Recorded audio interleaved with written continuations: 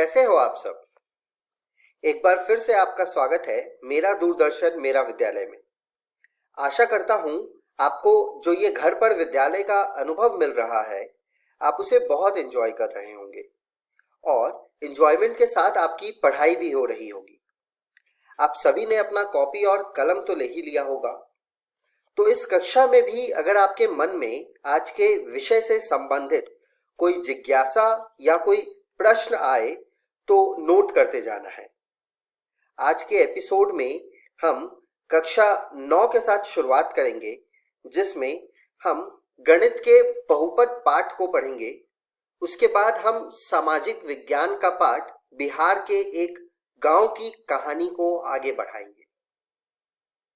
उसके बाद हम एक और बहुत इंटरेस्टिंग कहानी देखेंगे जिसका नाम है शहर का जगमगाता बिजनेस, जिसमें जानेंगे कि शहर का जगमगाता बिजनेस क्या था। इस कहानी के बाद हम कक्षा 10 की पढ़ाई शुरू करते हुए कक्षा 10 में हम विज्ञान के पाठ जैव प्रक्रम के साथ शुरू करेंगे और आज के एपिसोड में सबसे आखिरी में हम सामाजिक विज्ञान में इतिहास के भारत में राष्ट्रवाद पाठ को पढ़ेंगे और देखेंगे कि भारत में राष्ट्रवाद कैसे हुआ था। तो चलिए शुरू करते हैं आज के एपिसोड को।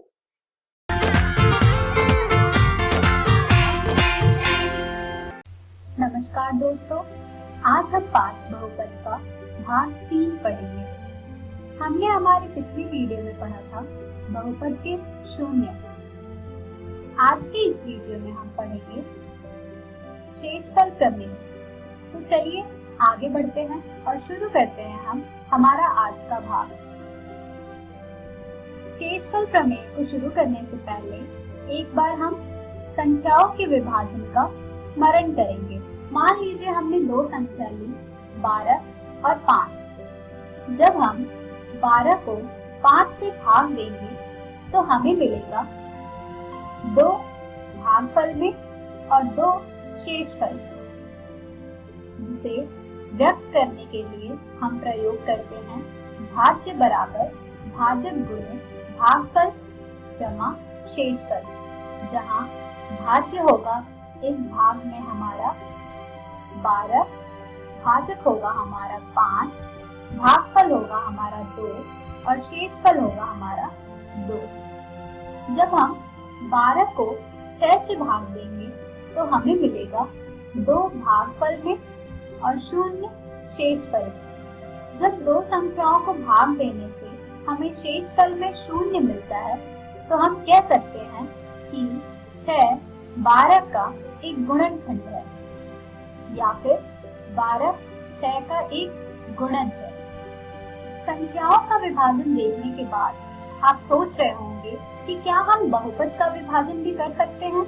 आइए देखते हैं। मान लीजिए हमने एक बहुपद लिया 2 गुणे x की घात 3 जमा x की घात 2 जमा x, जिसे हम भाग देंगे x से, जो कि एक बहुपद है।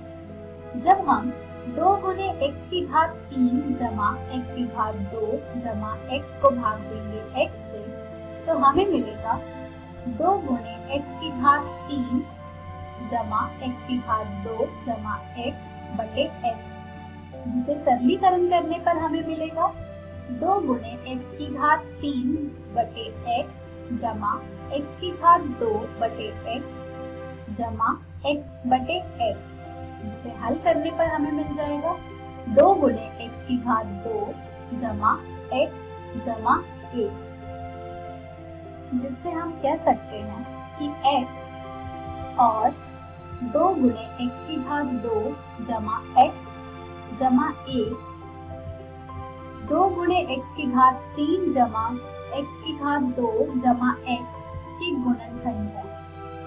अब हम बढ़ते हैं हमारे प्रश्न की तरफ, जिसमें 3 गुणे x की घात 2 जमा x घटा 1 को x जमा 1 से भाग देना है, यानी कि एक बहुपद को दूसरे बहुपद से भाग देना है।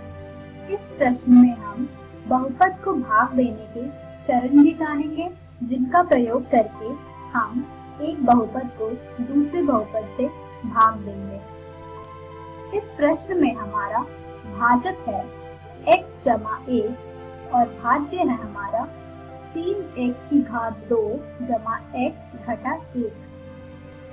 अब हम भाज्य के पहले पद को भाजक के पहले पद से भाग देंगे, यानी कि 3 गुणे x की घात 2 को x से भाग देंगे, जिससे हमें 3 गुणे x प्राप्त होगा।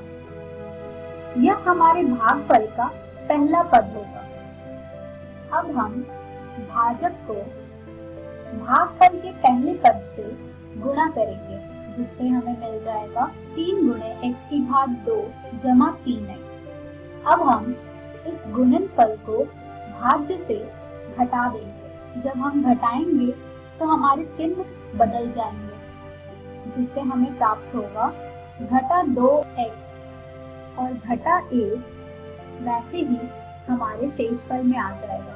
तो हमारा शेषफल हमें मिलेगा घटा 2x घटा 1, जो कि हो जाएगा हमारा नया भाज्य, यानी कि हम शेषफल घटा 2x घटा 1 को नया भाज्य मान लेंगे। यहाँ भी हम अब पहले की तरह ही विभाजन के चरण का प्रयोग करेंगे, जहाँ भाज्य होगा हमारा घटा 2x घटा 1 और भाजक होगा हमारा x जमा 1। अब हम हमारे भाज्य के पहले पद को भाजक के पहले पद से भाग देंगे, यानी कि घटा 2x को भाग देंगे x से, जिससे हमें प्राप्त होगा घटा 2 और घटा 2 हो जाएगा हमारे भागफल का दूसरा पद।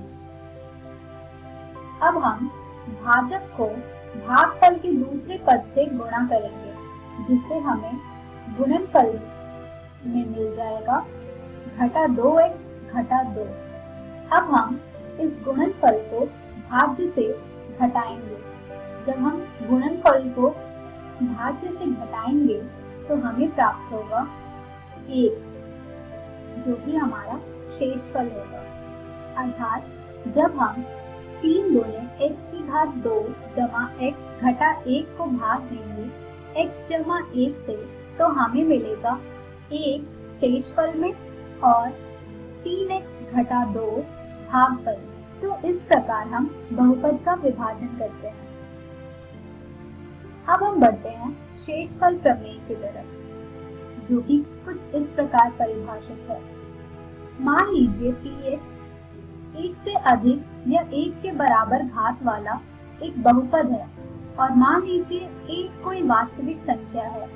यदि px को रैखिक बहुपद x घटा a से भाग दिया जाए तो शेषफल pa होता है। यानी कि अगर हम किसी बहुपद को रैखिक बहुपद x घटा a से भाग देंगे तो शेषफल में हमें pa प्राप्त होगा, जहाँ px होगा हमारा 1 से अधिक या 1 के बराबर घात वाला एक बहुपद और a होगा कोई वास्तविक संख्या।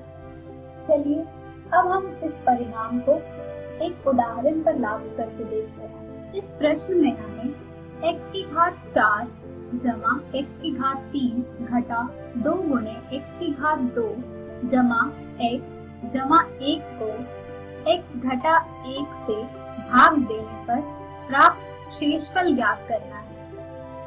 मान लेते हैं हम कि हमारा बहुपद px बराबर है x की घात 4 जमा x की घात 3 घटा 2 गुणे x की घात 2 जमा x जमा 1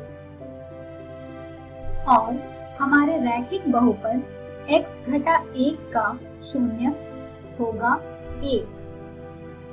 आप सोच रहे होंगे कैसे? x घटा 1 का शून्य ज्ञात करने के लिए हमें x घटा 1 बराबर शून्य को हल करना पड़ेगा, जिससे हमें मिल जाएगा x बराबर 1। अभी आपने देखा कि x घटा 1 का शून्य 1 है। अब हम हमारे शून्य का प्रयोग करके शेषफल ज्ञात करेंगे। यानी कि जहाँ जहाँ अब हमारे पास बहुपद में x है वहाँ हम एक को प्रतिस्थापित करेंगे, जिससे हमें मिल जाएगा P1 बराबर 1 की घात 4 जमा 1 की घात 3 घटा 2 गुणे 1 की घात 2 जमा 1, जिसे हल करने पर हमें मिल जाएगा P1 बराबर 2।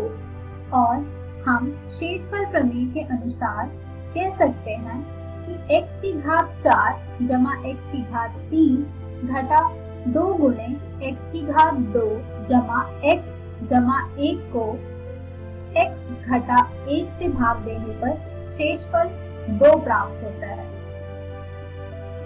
तो इस प्रश्न में आपने देखा कि कैसे शेषफल प्रमेय का प्रयोग करके हमने बहुत ही आसानी से बहुपदों का विभाजन किया है। आज के इस वीडियो में हमने सीखा शेषफल प्रमेय। हम हमारी अगली वीडियो में जानेंगे बहुपदों का गुणनखंडन। धन्यवाद।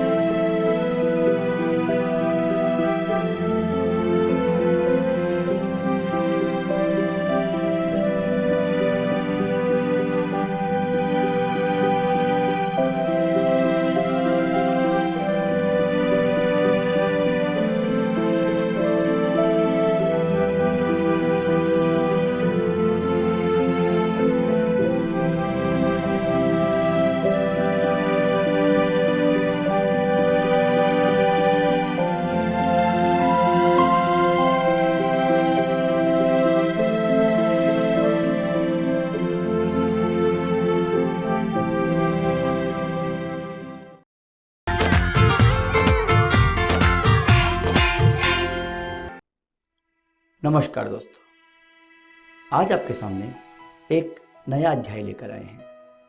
अध्याय का नाम है बिहार के एक गांव की कहानी। इस अध्याय की शुरुआत से पहले देखते हैं आज हम क्या क्या पढ़ने वाले हैं। आज की इस वीडियो में हम फतेहपुर गांव और उसके विकास की बात करेंगे। उसके बाद उत्पादन क्या होता है उसके बारे में चर्चा करेंगे। उत्पादन के साधनों की चर्चा करते हुए उत्पादन का प्रमुख साधन भूमि के बारे में भी अध्ययन करेंगे। साथ ही बहुविधि फसल प्रणाली के बारे में भी हम आज अध्ययन करने वाले हैं। तो चलिए शुरू करते हैं आज का अध्याय।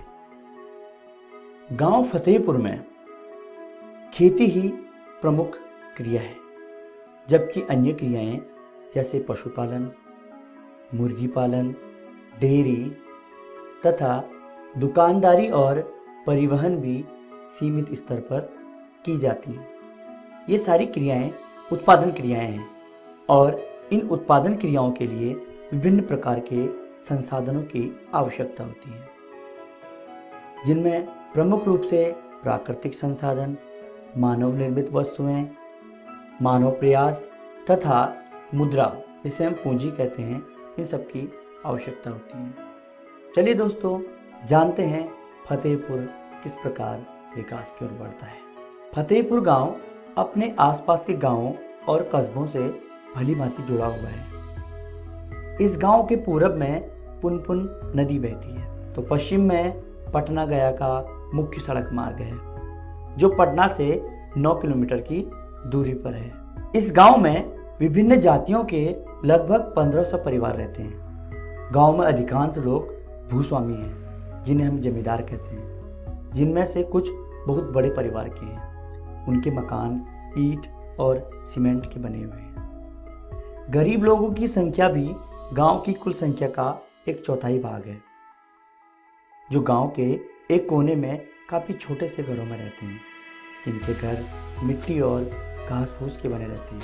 इनके लिए सरकार ने इंदिरा आवास की योजना के तहत पक्के मकानों की व्यवस्था की है। राजधानी पटना से नज़दीक होने के कारण यहाँ पर पर्याप्त मात्रा में बिजली उपलब्ध है। हाल ही के वर्षों में सरकार द्वारा बिजली के उत्पादन और रखरखाव के लिए गांव में ही एक पावर ग्रिड की स्थापना की। खेती में उपयोग किए जाने वाले सभी नलकूप प्रायः बिजली के द्वारा ही संचालित होते हैं। गांव में 6 प्राथमिक विद्यालय हैं, एक मध्य विद्यालय है, एक हाई स्कूल तथा एक डिग्री कॉलेज भी है। गांव में 2 राजकीय प्राथमिक स्वास्थ्य केंद्र हैं और एक निजी हॉस्पिटल भी है। डाकघर की सुविधा होने के साथ साथ इस गांव में एक आंगनबाड़ी केंद्र भी है।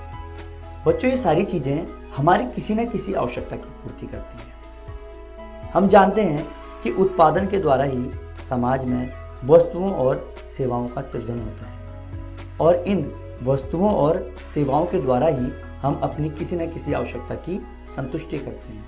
गांव, शहर, कस्बा, देश या फिर विश्व में अनेक लोग अपनी जीविका को चलाने के लिए किसी न किसी प्रकार के कार्य में लगे हुए हैं। कुछ कारीगर, कुछ शिक्षक, कुछ इंजीनियर, कुछ डॉक्टर, कुछ दुकानदार, समाज में विभिन्न प्रकार के वर्ग हैं। और अगर हम बिहार की बात करें तो बिहार के विभिन्न गांवों में खेती ही उत्पादन की प्रमुख विधि है और बाकी अन्य उत्पादक गतिविधियों में परिवहन, दुकानदारी तथा डेयरी गैर कृषि क्रियाएं कहलाती हैं। गांव में तकनीकी और क्रांति के आने के बावजूद भी गांव के लोग आज भी कृषि के पुराने तरीकों के लिए अधिक लोकप्रिय हैं। आइए दोस्तों, देखते हैं उत्पादन क्या होता है। उत्पादन का एक सामान्य अर्थ है उपयोगिता का सृजन करना। मान लीजिए हम किसी अंधेरे कमरे में हैं और हमें रोशनी की आवश्यकता है। इसके लिए हम किसी बल्ब का उपयोग करेंगे क्योंकि हमें इस अंधेरे में ये बल्ब रोशनी प्रदान करता है, जिस रोशनी के द्वारा हम अपने कार्य को आसानी से कर पाते हैं। इसके अलावा भोजन से हम अपनी भूख मिटाते हैं और पानी के द्वारा हम अपनी प्यास बुझाते हैं। तो बच्चों, हम कह सकते हैं किसी भी वस्तु में निहित वह शक्ति जिससे हम अपनी आवश्यकता की पूर्ति करते हैं उसे उपयोगिता कहते हैं। भोजन और पानी, इन दोनों में वह शक्ति है जो कि हमारी भूख और प्यास मिटा रही है, अर्थात यही उपयोगिता है। किसी वस्तु में इस उपयोगिता का सृजन करना ही उत्पादन कहलाता है। जैसे मिट्टी का उदाहरण ले लेते हैं। मिट्टी के द्वारा ही कोई कुम्हार बर्तन बनाता है, अर्थात मिट्टी पर काम करके वह इस मिट्टी को एक बर्तन में परिवर्तित करता है, जिस बर्तन में लोग अपना सामान भी रखते हैं, जिस बर्तन से लोग पानी भी पीते हैं या फिर अन्य कामों में उस बर्तन का उपयोग करते हैं। तो हम कह सकते हैं जब हम किसी कच्चे माल को किसी काम के लायक बनाते हैं या उपयोगी बना देते हैं तो उसे ही उत्पादन कहा जाता है। मिट्टी के बर्तन बनाने के लिए हमें मिट्टी की जरूरत पड़ती है। इसी तरह फर्नीचर बनाने के लिए हमें लकड़ी की आवश्यकता होती है। अनाज उगाने के लिए हमें खेत, हल और बैल तथा मजदूरों की आवश्यकता भी होती है। इसके अलावा कारखानों में भी उत्पादन के लिए मकान और श्रमिक के अलावा पूंजी तथा मशीनों की आवश्यकता होती है। बच्चों, उत्पादन के इन साधनों के बगैर हम किसी भी चीज़ का उत्पादन नहीं कर सकते। उत्पादन के इन साधनों को मुख्य रूप से 5 भागों में बांटा गया है, जिनमें भूमि, श्रम, पूंजी, व्यवस्था या संगठन तथा उद्यम या साहस को शामिल किया गया है। आज हम उत्पादन का एक प्रमुख साधन भूमि के बारे में चर्चा करेंगे। उत्पादन के लिए सर्वप्रथम भूमि की ही आवश्यकता पड़ती है। साधारण अर्थ में भूमि से हमारा मतलब जमीन या उसकी ऊपरी सतह से होता है, लेकिन अर्थशास्त्र में भूमि से मतलब प्रकृति के द्वारा दिए गए सारे मुफ्त उपहार हैं, जिनमें पानी, हवा तथा प्रकाश प्रमुख है। फतेहपुर में खेती उत्पादन की प्रमुख क्रिया है। यहाँ पर काम करने वालों में 75% लोग अपनी जीविका के लिए खेती करते हैं। फतेहपुर गांव में 1960 से आज तक जुताई के अंतर्गत भूमि क्षेत्र में कोई विस्तार नहीं हुआ। बिहार में लगभग अधिकांश भूमि पर खेती ही की जाती है। बिहार की जो फसलें हैं उनमें खरीफ की फसल जो कि जुलाई से अक्टूबर तक बोई जाती है, इसके अंतर्गत धान और हरी सब्जियां बोई जाती हैं। इसके बाद रबी की फसल नवंबर से फरवरी यानी जाड़े के मौसम में बोई जाती है, जिसमें गेहूं के साथ तिलहन और आलू की खेती होती है। भूमि के एक बड़े भाग में गन्ने की खेती भी होती है, जिसकी वर्ष में एक बार कटाई होती है। गन्ना अपने कच्चे रूप में या फिर गुड़ के रूप में व्यापारियों को बेचा जाता है। खरीफ तथा रबी की फसलों को मंडी में बेच दिया जाता है। बच्चों, 1960 से 1970 के दशक में मुरारी नामक किसान के पास 3 हेक्टेयर भूमि थी, जिसमें अधिकतर असिंचित भूमि थी। मुरारी अपने 3 पुत्रों की मदद से इस भूमि पर खेती करता था। मुरारी की मृत्यु के बाद उसके भूमि को उसके 3 पुत्रों में बांट दिया गया। अब प्रत्येक के पास 1 हेक्टेयर भूमि रह गई, जो कि 1 हेक्टेयर जमीन पर ठीक ढंग से गुजारा नहीं कर पा रहे हैं। इस गांव में कुछ किसानों के पास अधिक भूमि है, किंतु बढ़ती जनसंख्या तथा बढ़ते परिवार के कारण भूमि का वितरण असमान हो गया है, अर्थात कुछ के पास अधिक और बहुसंख्यक लोगों के पास कम भूमि है। अब बात करते हैं बहुविधि फसल प्रणाली की। बच्चों, एक वर्ष में किसी भूमि पर एक से अधिक फसल पैदा करने को बहुविधि फसल प्रणाली कहते हैं। यह भूमि के किसी एक टुकड़े में उपज बढ़ाने की सबसे सामान्य प्रणाली है। फतेहपुर के प्रायः सभी किसान कम से कम 2 मुख्य फसलों का उत्पादन करते हैं। कई किसान तो पिछले कई वर्षों से तीसरी फसल के रूप में आलू और हरी सब्जियों का भी उत्पादन करने लगे हैं।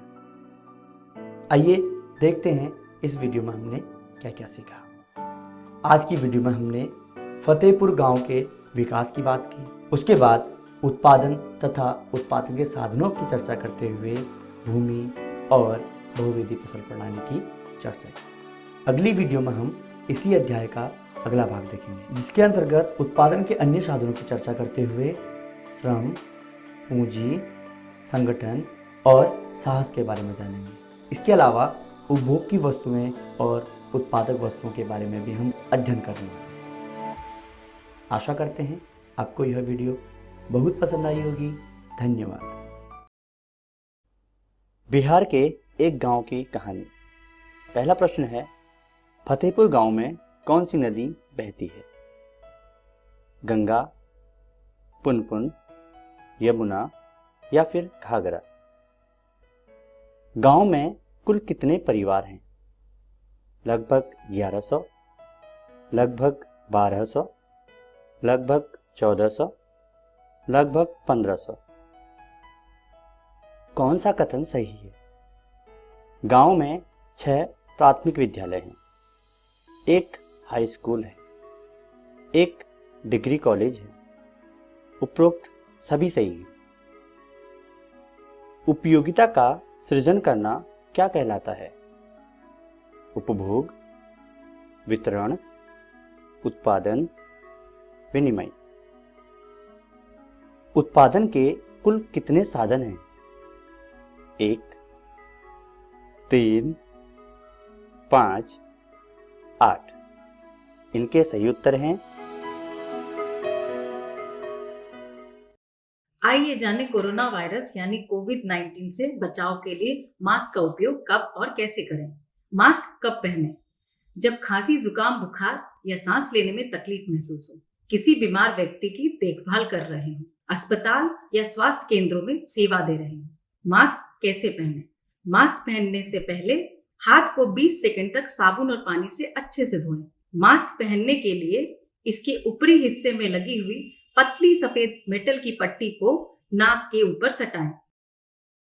फिर इलास्टिक को कान के पीछे करें। या यदि डोरी है तो पहले ऊपर की और बाद में नीचे की डोरी को सर के पीछे बांधें।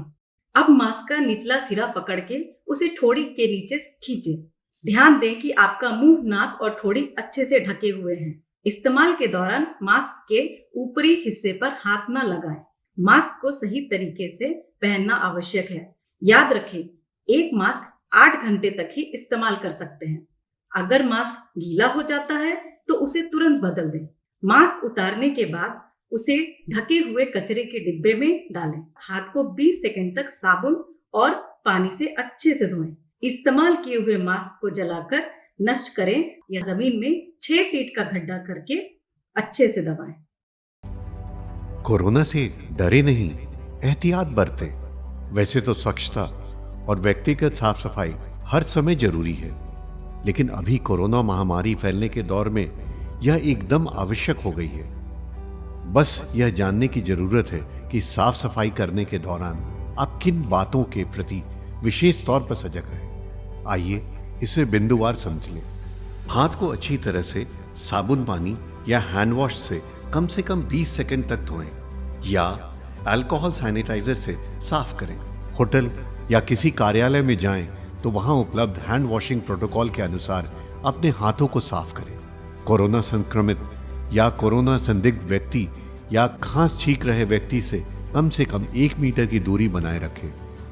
भीड़ भाड़ में मास्क लगाए रखें या मुंह नाक को ढक कर रखें। यदि घर में कोरोना संक्रमित व्यक्ति क्वारंटाइन में है तो उसके व्यक्तिगत उपयोग की चीजों जैसे बर्तन, ग्लास, कप, तौलिया, बिस्तर का इस्तेमाल न करें। फर्श और अन्य सतहों को घर में रोजाना प्रयोग किए जाने वाले ब्लीच घोल या फिनाइल से साफ करते रहें। शौचालय को भी घर में रोजाना प्रयोग किए जाने वाले ब्लीच घोल या फिनाइल से साफ करते रहें। ऑनलाइन सामान मंगाने पर डिलीवरी करने वाले व्यक्ति नियमित आने वाले घरेलू सामान जैसे दूध, अखबार इत्यादि के लिए सुरक्षात्मक तरीके अपनाएं। बस, ट्रेन, ऑटो, टैक्सी, दुकान के काउंटर के संपर्क में आने पर भी एहतियात बरतें। जनहित में जारी राज्य स्वास्थ्य समिति बिहार। अधिक जानकारी के लिए संपर्क करें टोल फ्री नंबर 104। आइए चलते हैं आज की कहानी की तरफ, जिसका शीर्षक है शहर का जगमगाता बिजनेस, और जानते हैं कि क्या बिजनेस था जो जगमगाता था। शहर का जगमगाता बिजली उद्यम। हमारे चारों तरफ स्वच्छ ऊर्जा है, इसके बारे में सूर्य से पूछो। एक बार की बात है, एक घुमावदार गलियों वाले गांव में सूरज इतना कहर बरसा रहा था कि अगर वहां की पक्की सड़कों पर आप अंडा फोड़कर डाले तो वो ऑमलेट बन जाता था। शहर ने सड़क पर अंडे को सिकते हुए देखा, जो एक अंडे के ट्रक से गिरा। उसके पिता ने अभी अभी अपनी नौकरी खो दी थी और वो बहुत दुखी थे। उसकी बहन को स्कूल में जाना जरूरी था। उसे अपनी माँ की याद सता रही थी। शहर ने काम पर गए लोगों के लिए दोपहर का भोजन बनाया। उसे ये सब करने के लिए सुबह जल्दी उठना पड़ता था। सूरज निकलने से पहले बिजली ना होने के कारण इस समय ये काम करना और भी कठिन हो जाता था। फिर उसने सोचा कि दिन में तो सूरज की रोशनी बर्दाश्त के बाहर थी। उसे याद आया कि कैसे उसने सड़क पर पड़े अंडे को गर्मी के कारण सिकते हुए देखा था। पीले कागज का टुकड़ा हवा में लहरा रहा था। शायद ये भी ट्रक से गिरा होगा। शहर मन ही मन बुदबुदाई। उसने ये सोचकर उसे उठाया कि ये अंडे का विज्ञापन होगा, लेकिन नहीं, ये सोलर लाइट का विज्ञापन था। शहर ने तिरछी आंख से कई बार सूरज की तरफ देखा और फिर अंडे की तरफ देखा। उसे समझ में आया कि यही वो चीज थी जिसकी उसे वर्षों से तलाश थी। उसने उस विज्ञापन की पर्ची को अपनी जेब में रख लिया। उसने अपने पिताजी को बताया कि वो कुछ सब्जियां लेने जा रही है और उसने अपनी साइकिल दुकान की ओर दौड़ा दी। उसने दोपहर के भोजन को बेचकर मिलने वाली हफ्ते भर की कमाई उसकी मेज पर रखी। ये एक बड़ा जोखिम था, क्योंकि अगर ये असफल होता तो दोपहर का भोजन बनाने के लिए, सब्जियां खरीदने के लिए उसके पास पैसे नहीं होते। उसने एक गहरी सांस ली। दुकानदार ने सिक्कों की गिनती की और पाया कि वो पैसे पूरे नहीं थे। पहले वो थोड़ा हिचकिचाया, फिर कुछ सोचकर उसने बचे हुए पैसों की एक रसीद और रोशनी के लिए सौर दीपक दोनों शहर को दे दिए। उस रात शहर ने वो सोलर लाइट ले जाकर अपनी दोस्त के चाउमीन के ठेले पर लटका दी। जब अन्य सभी ठेलों की लाइट बुझ गई, तब उसकी सोलर लाइट तेजी से चमक रही थी। इस बात से ठेले पर चाउमीन बेचने वाली उसकी उद्यमी दोस्त इतनी खुश हुई कि उसने उस रात कमाए हुए मुनाफे का आधा हिस्सा शहर को दे दिया। शहर के पास अब इतना पैसा था कि वो अगले दिन सभी के लिए दोपहर का खाना बना सकती थी। इसके बाद उसने कुछ ऐसा शुरू किया जिसे कभी बंद नहीं किया जा सकता था। ठेला लगाने वाले हर उद्यमी ने उसे सोलर लाइट के लिए ऑर्डर दिया। वो अगले दिन वापस दुकान पर गई। उसने अपने बचे हुए पैसे चुकाए और दुकानदार से एक और मदद मांगी। क्या आप मेरे पिताजी को सोलर लाइट की मरम्मत करना सिखाएंगे? ऐसा कहते हुए उसने मेज पर ढेर सारे सिक्के रख दिए। ये सुनकर दुकानदार ने सूरज की जैसी चमकती मुस्कान दी। उसे लगा कि कोई महिला सौर उद्यमी बन जाए तो इससे अच्छी बात कुछ नहीं। शहर्स बोल्ट ऑफ लाइटनिंग बिजनेस, शहर का जगमगाता बिजली उद्यम आप 4-4 की टोली बनाकर पूरा कीजिए। अपने मोबाइल से तस्वीरें ले, वीडियो और ऑडियो रिकॉर्ड करें और नोट्स बनाएं। आप ये समझ गए हैं कि उद्यमी को वो समस्या सुलझानी चाहिए जिससे अधिक से अधिक लोगों को फायदा हो।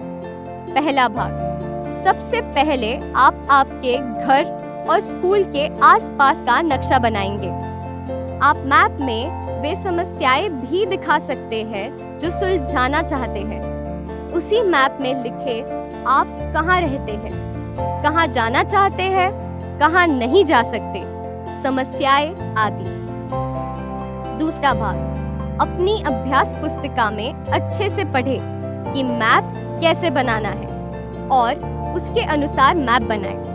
इसके बाद आपके पास 3 बड़ी समस्याएं होनी चाहिए जिसमें से आप एक बड़ी समस्या चुनेंगे और उसे सुलझाएंगे। ये करने के बाद अगले रोमांचक सफर के लिए तैयार हो जाए, क्योंकि युवा उद्यमी कभी रुकते नहीं हैं।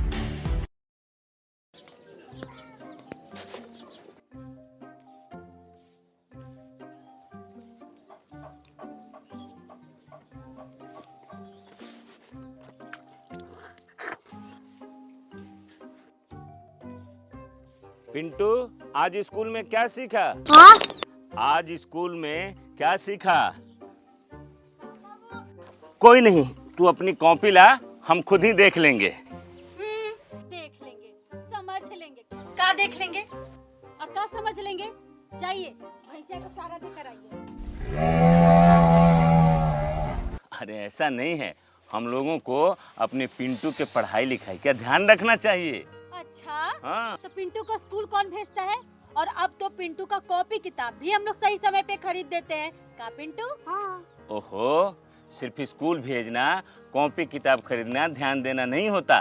ध्यान देने का मतलब है कि अपना पिंटू स्कूल में क्या सीख रहा है, उस सब बात की जानकारी रखना। भक, का मजाक करते हैं जी? ये हम लोग कैसे जान लेंगे? अरे सब जान लेंगे, बहुत आसान है, हम बताते हैं। ये है सही का निशान।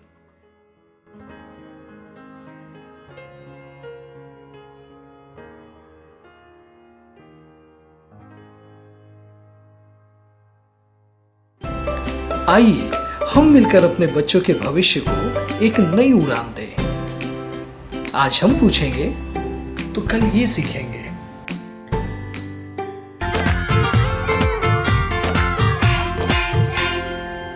नमस्कार दोस्तों, आज जो हम अध्याय करने जा रहे हैं उसका नाम है जैव प्रक्रम।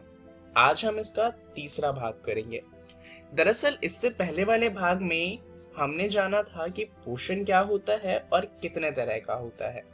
इस भाग में हम जानेंगे कि आखिर जो ये पोषण होता है ये मनुष्यों में किस तरीके से होता है। तो शुरुआत करते हैं आहार नली को समझते हुए। ये आहार नली का चित्र है। आहार नली के अंदर हमारा जो काम होता है वो होता है पाचन का।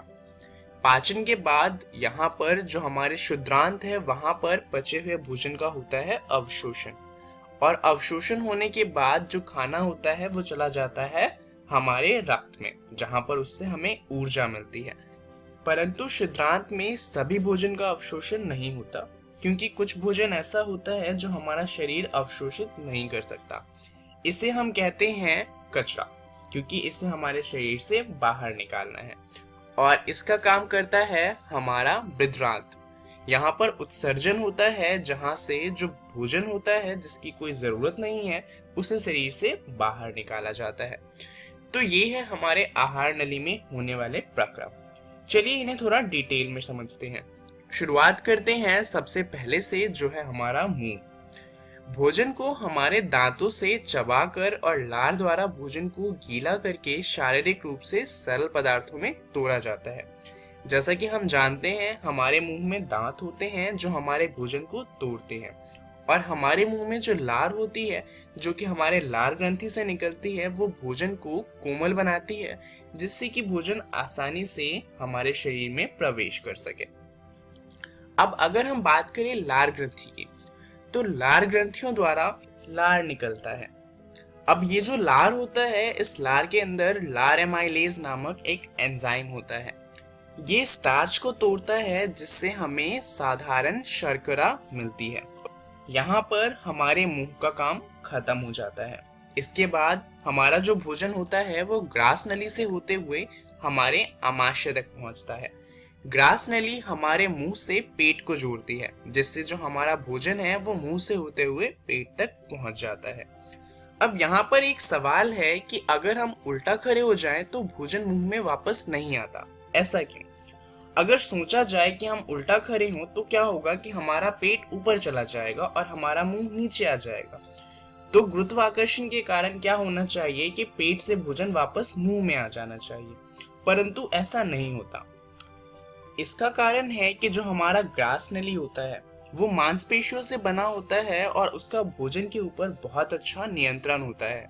वो हमारे भोजन को धक्का देकर हमारे आमाशय तक पहुंचाता है, और जो भोजन है वो गुरुत्वाकर्षण के कारण नीचे नहीं आता। और यही कारण है कि उल्टा खड़े होने पर जो भोजन है वो पेट से वापस मुंह तक नहीं आता। हमारी ग्रास नली में जो ये गति होती है, इसे कहा जाता है क्रमांकुचन गति, जिससे जो हमारा भोजन होता है वो मुंह से होते हुए पेट तक पहुंचाया जाता है। अब अगर हम बात करें आमाशय की, तो आमाशय एक बृहत अंग है जो भोजन के आने पर फैल जाता है। तो ये एक गुब्बारे की तरह है, जिसमें जितना भोजन डाला जाए वो उतना ज्यादा फैल जाता है, परंतु गुब्बारे की तरह ही इसकी भी एक लिमिट होती है। अगर हम जरूरत से ज्यादा भोजन आमाशय में डालेंगे तो वो फट सकता है। आमाशय की पेशीय भित्ति भोजन को अन्य पाचक रसों के साथ मिश्रित करने में सहायक होती है। अब आमाशय के अंदर होता क्या है कि आमाशय के अंदर गैस्ट्रिक ग्रंथि होती है, जिससे पाचक रस निकलता है। पाचक रस के अंदर होता है हाइड्रोक्लोरिक अम्ल और होता है पेप्सिन। हाइड्रोक्लोरिक अम्ल बहुत ही ज्यादा तनु अम्ल होता है, और इस कारण जितने भी विषाणु और कीड़े मकोड़े हमारे भोजन में होते हैं वो हमारे पेट में मर जाते हैं। अब हाइड्रोक्लोरिक अम्ल एक अम्लीय माध्यम तैयार करता है, और पेप्सिन जो होता है वो अम्लीय माध्यम में ही काम कर सकता है, और इसलिए यह पेप्सिन की क्रिया में सहायक होता है। गैस्ट्रिक ग्रंथि से एक और एंजाइम निकलता है जिसका नाम है श्लेष्मा। श्लेष्मा आमाशय के आंतरिक आस्तर की अम्ल से रक्षा करता है। अब इसके बाद क्या होता है कि जो हमारा भोजन है वो आमाशय से शुद्रांत में प्रवेश करता है। यह अवरोधनी पेशी द्वारा नियंत्रित होता है। अब जो हमारा शुद्रांत है वहां पर भोजन का पूर्ण पाचन होता है, यानी कि जो वसा है वो वसा अम्ल में बदल जाती है, प्रोटीन अमीनो अम्ल में बदल जाता है, और कार्बोहाइड्रेट से हमें ग्लूकोज मिल जाता है। अब जैसा कि हम जानते हैं, सभी जीव एक ही तरह का खाना नहीं खाते, और अलग अलग खाने को पचाने के लिए अलग अलग विधि अपनाई जाती है, और इसीलिए जो मांसाहारी और शाकाहारी होते हैं उनकी जो साइज होता है शुद्रांत का, उसमें बहुत ज्यादा अंतर होता है। ऐसा इसलिए क्योंकि मांस जो होता है उसे पचाना बहुत ही आसान होता है, वहीं अगर हम घास वगैरह की बात करें तो उन्हें पचाना कठिन होता है, और इसीलिए मांसाहारी में शुद्रांत बहुत छोटे होते हैं। वहीं शाकाहारी जीव की बात करें जैसे कि गाय, खरगोश इत्यादि, तो उनमें जो शुद्रांत होते हैं वो बहुत ज्यादा बड़े होते हैं। भोजन जब शुद्रांत में पहुंचता है उससे पहले वो मिलता है यकृत और अग्नाशय से। चलिए जानते हैं अग्नाशय के बारे में। दरअसल अग्नाशय जो होता है वो अग्नाशयिक रस का श्रवण करता है, जिसमें प्रोटीन के पाचन के लिए ट्रिप्सिन एंजाइम होता है तथा इमल्सीकृत वसा का पाचन करने के लिए लाइपेज एंजाइम होता है। परंतु यहाँ पर एक परेशानी ये है कि जो अग्नाशयिक रस होता है इसे काम करने के लिए भोजन को क्षारीय होना चाहिए, पर हम ये जानते हैं कि जो हमारा आमाशय है उससे जो भोजन आता है वो अम्लीकृत होता है। तो उसे क्षारीय बनाने का काम करता है यकृत। यकृत से स्रावित पित्तरस इस कार्य को करता है, क्योंकि पित्तरस एक क्षारीय होता है और इसलिए यह भोजन को क्षारीय माध्यम में बदल देता है। यह कार्य वसा पर क्रिया करने के अतिरिक्त है, यानी कि जो हमारा यकृत होता है वो वसा पर भी कार्य करता है। ये क्या करता है, बड़ी गोलिकाओं को छोटी गोलिकाओं में बदल देता है, क्योंकि बड़ी गोलिकाएं जो होती हैं वसा की, उन्हें पचाना उतना आसान नहीं होता और इसीलिए जब यकृत इन्हें छोटी गोलिकाओं में बदल देता है तो इन्हें आसानी से पचाया जा सकता है। तो चलिए अब वापस आते हैं क्षुद्रांत पे। दरअसल जो यकृत और हमारा अग्नाशय है वो अपना काम कर चुके हैं और क्षुद्रांत ने भी भोजन को पचा दिया है। तो इसके बाद क्या काम बचता है, इसके बाद काम बचता है अवशोषण का। भोजन का जो अवशोषण होता है वो भी होता है क्षुद्रांत के अंदर। क्षुद्रांत के आंतरिक आस्तर पर अनेक उंगलियों जैसे प्रवर्ध होते हैं जिन्हें दीर्घरोम कहते हैं। ये अवशोषण का सतही क्षेत्रफल बढ़ा देते हैं और इससे क्या होता है कि दीर्घरोम में जो रुधिर वाहिकाएं होती हैं इनकी बहुतायत होती है जो भोजन को अवशोषित करके शरीर के प्रत्येक कोशिका तक पहुंचा देते हैं, जहां पर कोशिकाओं के अंदर इनसे ऊर्जा बनाई जाती है। अब इन दीर्घरोम से सारा भोजन अवशोषित नहीं होता। जो बिना पचा भोजन होता है उसे बृहदांत्र में भेज दिया जाता है, जहां पर अधिसंख्यक दीर्घरोम इस पदार्थ में से जल का अवशोषण कर लेते हैं और उसके बाद इन्हें शरीर से बाहर निकाल दिया जाता है। तो चलिए जानते हैं कि इस वीडियो में हमने क्या क्या जान लिया। इस वीडियो में हमने जाना कि आखिर मनुष्यों में पोषण किस तरीके से होता है। अब इसके बारे में आप अपनी NCERT ये बुक का जैव प्रक्रम वाला अध्याय पढ़िएगा, जहां पर आपको पढ़ना है मनुष्यों में पोषण।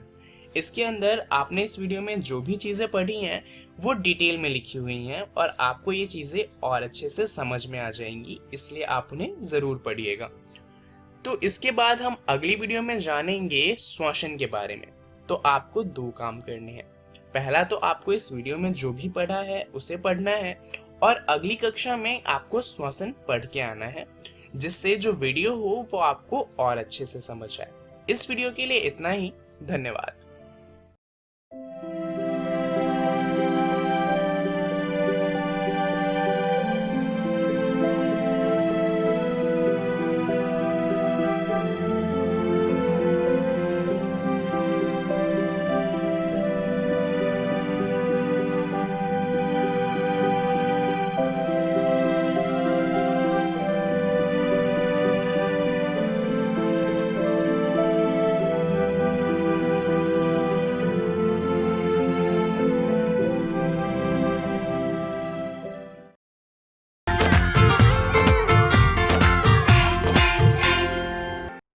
नमस्कार दोस्तों, आज हम भारत में राष्ट्रवाद नामक अध्याय का अगला भाग पढ़ने वाले हैं। पिछले भाग में हमने राष्ट्रवाद क्या होता है इसके बारे में जाना, उसके बाद भारत में राष्ट्रवाद के उदय के कारणों के बारे में भी चर्चा की। आज की वीडियो शुरू करने से पहले देख लेते हैं आज की इस वीडियो में हम क्या क्या पढ़ने वाले हैं। आज की इस वीडियो में रॉलेट एक्ट का विरोध, जलियांवाला बाग हत्याकांड, खिलाफत आंदोलन तथा असहयोग आंदोलन के बारे में चर्चा करेंगे। तो चलिए शुरू करते हैं। दोस्तों, बढ़ती हुई क्रांतिकारी घटनाओं और असंतोष को दबाने के लिए लॉर्ड चेम्सफोर्ड ने न्यायाधीश सिडनी रॉलेट की अध्यक्षता में एक समिति की नियुक्ति की। समिति ने क्रांतिकारी गतिविधियों को रोकने के लिए निरोधात्मक एवं दंडात्मक दोनों प्रकार के विशेष विधेयकों का सुझाव दिया। दोस्तों, इस अधिनियम के अंतर्गत एक विशेष न्यायालय के गठन का प्रावधान था, जिसके निर्णय के विरुद्ध कोई व्यक्ति अपील नहीं कर सकता था। किसी भी व्यक्ति को अमान्य साक्ष्य और बिना वारंट के भी गिरफ्तार किया जा सकता था। ब्रिटिश सरकार को ये अधिकार था कि वे किसी भी आंदोलन को दबा सकते थे या कहें कि अपने हिसाब से कुचल सकते थे। इसके विरोध में गांधी जी की अध्यक्षता में एक सत्याग्रह सभा आयोजित की गई। 6 अप्रैल 1919 को देशव्यापी हड़ताल आयोजित की गई। दोस्तों, भारत में विश्व युद्ध जनित घटनाओं का प्रभाव पंजाब में विशेष रूप से परिलक्षित होने के कारण वहां का जनमानस आंदोलित था। 6 अप्रैल की देशव्यापी हड़ताल के बाद 9 अप्रैल 1919 को 2 स्थानीय नेताओं को गिरफ्तार कर लिया गया। ये दोनों कांग्रेस के वार्षिक अधिवेशन के स्वागत समिति के भी सदस्य थे।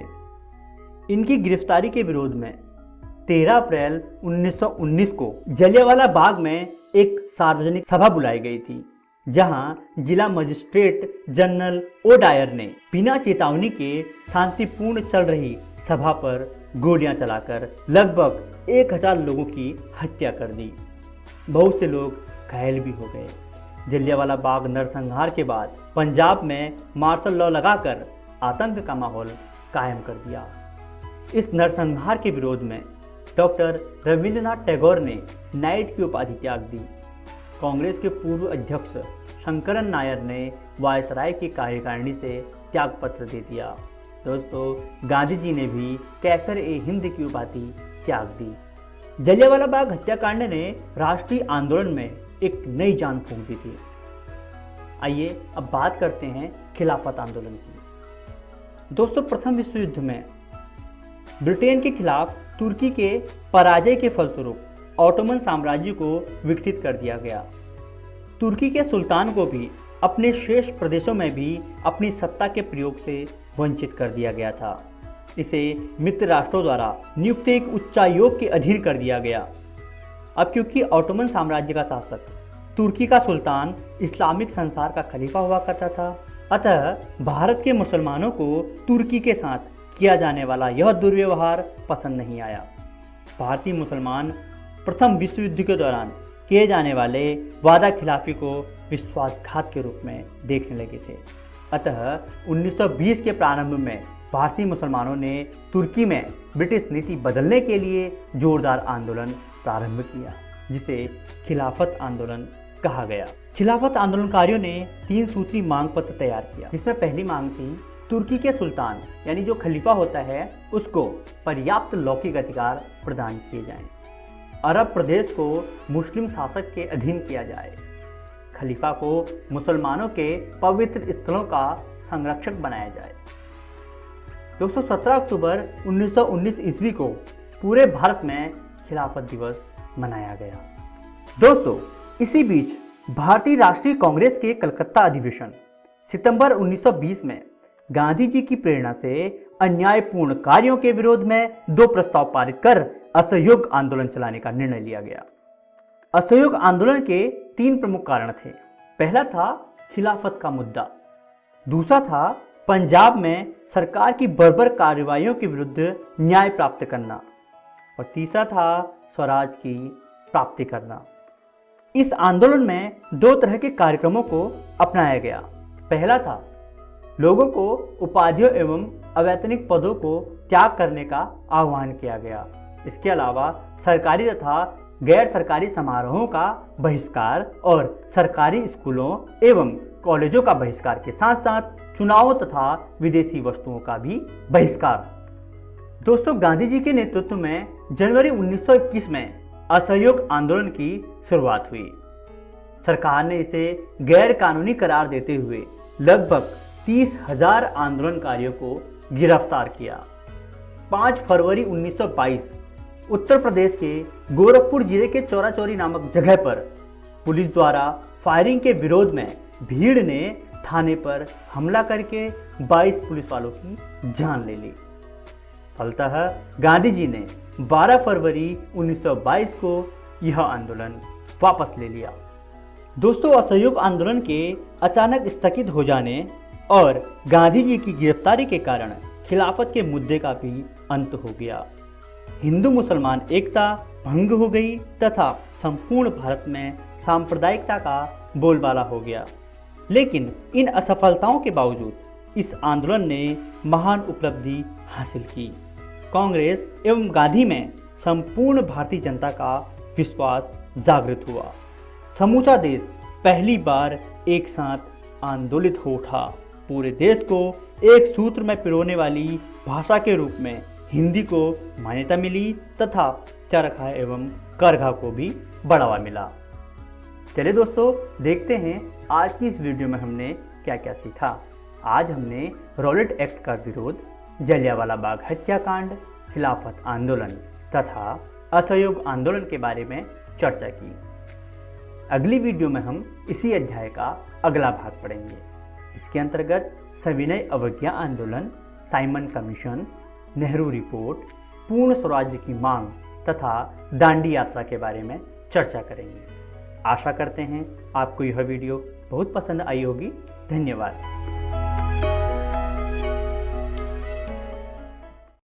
भारत में राष्ट्रवाद। आइए कुछ प्रश्नों और उनके उत्तरों को देखते हैं। पहला प्रश्न है, गदर पार्टी की स्थापना किसने की? महात्मा गांधी, लाला हरदयाल, मोतीलाल नेहरू, इनमें से कोई नहीं। रॉलेट एक्ट में क्या क्या बातें थी? बिना मुकदमा दर्ज किए भारतीयों को जेल, अंग्रेजों को आंदोलन कुचलने का अधिकार, उपरोक्त दोनों में से कोई नहीं।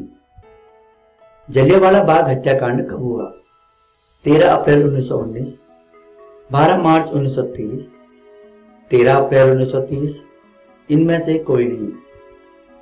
जलियांवाला बाग हत्याकांड में किसने भीड़ पर गोलियां चलाने का आदेश दिया? Lord Mountbatten, General Dyer, General Hawkins, उपरोक्त सभी। असहयोग आंदोलन के कौन से मुख्य कारण थे? खिलाफत का मुद्दा, जलियांवाला बाग मुद्दा, स्वराज की प्राप्ति, उपरोक्त सभी। इनके सही उत्तर हैं कोरोना वायरस जैसी महामारी से बचाव के लिए देश भर में लॉकडाउन है। बच्चों को सुरक्षित रखने के लिए विद्यालय बंद किए गए हैं। इस परिस्थिति में आपका मोबाइल ही आपका विद्यालय बन सकता है। जी हाँ, बिहार सरकार के शिक्षा विभाग ने यूनिसेफ और इकोवेशन के साथ मिलकर उन्नयन ऐप मेरा मोबाइल मेरा विद्यालय की शुरुआत की है। इस ऐप पर आप कक्षा 6 से 12 तक के पाठ्यक्रम को पढ़ सकते हैं। सिर्फ पढ़ ही नहीं सकते, बल्कि आपको पढ़ते समय अगर किसी भी तरह की कोई परेशानी आती है या फिर मन में कोई सवाल आता है तो इस ऐप पर आप अपने सवाल भी पूछ सकते हैं, जिसका जवाब उस विषय के विशेषज्ञ द्वारा दिया जाएगा। तो प्ले स्टोर से अभी डाउनलोड करें उन्नयन ऐप मेरा मोबाइल मेरा विद्यालय और अपने मोबाइल से ही अपने विद्यालय का अनुभव पाएं, वो भी बिल्कुल निशुल्क। घर पर रहें, सुरक्षित रहें, स्वस्थ रहें, पढ़ते रहें, आगे बढ़ते रहें, क्योंकि चाहे कोई भी स्थिति हो, शिक्षा हर बच्चे का अधिकार है। बिहार शिक्षा परियोजना की एक पहल। आशा करता हूं कि आज के एपिसोड में आपको जो पढ़ाया गया हो वो आपको बहुत अच्छे से समझ आ गया होगा। अगर आपके मन में कोई सवाल हो जो आपने नोट किया हो, उसको आप उन्नयन ऐप पर अपने सवाल को पूछ सकते हैं, अपने डाउट को पूछ सकते हैं। वहां आपको उसी विषय के विशेषज्ञ द्वारा जवाब दिया जाएगा। अगर आपके पास इंटरनेट या मोबाइल नहीं है तो भी घबराने की जरूरत नहीं है। आप फोन करके भी हमें संपर्क कर सकते हैं और अपनी जिज्ञासा मिटा सकते हैं। नंबर स्क्रीन पर दिए गए हैं, इसे नोट कर लें। आप हमें ईमेल भी कर सकते हैं। ईमेल के लिए ईमेल आईडी स्क्रीन पर दिया गया है, biharunnyan@gmail.com। आप हमें इस पर ईमेल भी कर सकते हैं और वहां पे भी आपके प्रश्नों का उत्तर दिया जाएगा। बच्चों, ईमेल करने से बेहतर होगा अगर आपके पास एंड्रॉइड मोबाइल है तो आप उन्नयन ऐप का इस्तेमाल करें। उस पर आप सभी वीडियो को भी दोबारा देख सकते हैं और अपने सवालों का संशय भी मिटा सकते हैं। आज के एपिसोड का पुनः प्रसारण देखने के लिए आप YouTube पर सर्च कर सकते हैं मेरा दूरदर्शन मेरा विद्यालय, और इकोवेशन के चैनल पर डाली गई वीडियो को देख सकते हैं। यह प्रसारण आज 2 बजे के बाद कभी भी आप देख सकते हैं दोबारा YouTube पर। मेरा दूरदर्शन मेरा विद्यालय के आज के एपिसोड में इतना ही। मिलते हैं अगले एपिसोड में कुछ और रोचक कहानी और कुछ और पाठ के साथ। बाय बाय बच्चों।